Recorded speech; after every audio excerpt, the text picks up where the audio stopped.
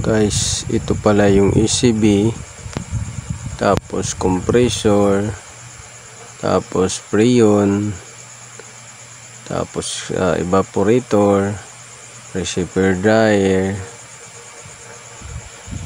expansion valve, thermistor pin sensor, filter dryer,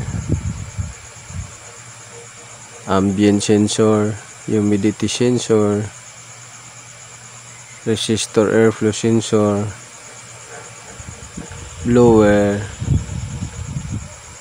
condenser, auxiliary fan motor, pressure sensor, pug oil,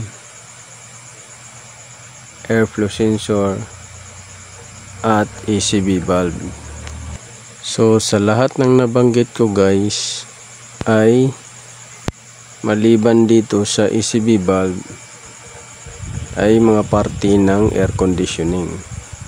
So kung clutchless guys yung aircon nyo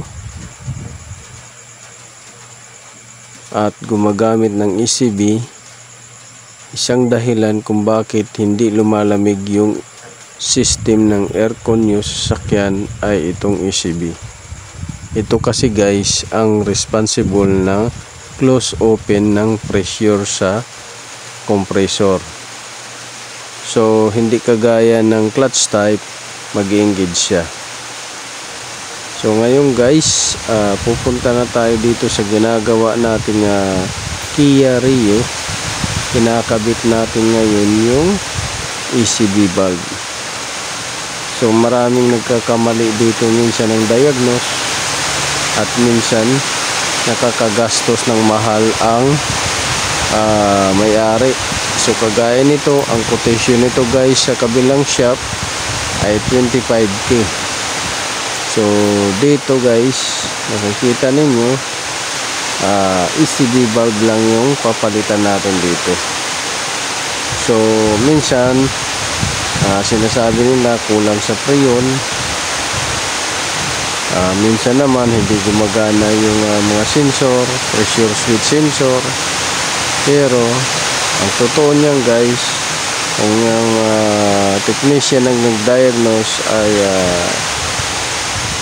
i-check niya yung ECB, pwede naman niya guys i-manual check at i-physical check niya or electrical check. So ngayon kinakabit na natin ang valve na yan dito sa Kia Rio na ginagawa. So yan guys yung sinasabi ko sa inyo, na maliban doon sa iba't ibang pinakita ko sa inyo na dahilan ng hindi lumalamig aircon, ay itong ECB valve din, lalo na kung clutchless ang compressor nyo. So yan guys, nandito na tayo. Matapos natin i-vacuum, ngayon magkakarga na tayo ng freon sa system. So yan yung ginagawa natin ngayon na Kia Rio. So bali tatlong shop ng pinanggalingan nito guys, at sinubukan ni sir sa atin kung ma-check natin na at saka maayos natin, dahil nga 25k yung mga quotation doon sa ibang shop. So sinubukan dito kay Autoboy Zone, sa Autoboy's Garage, kung mapapalamig natin. At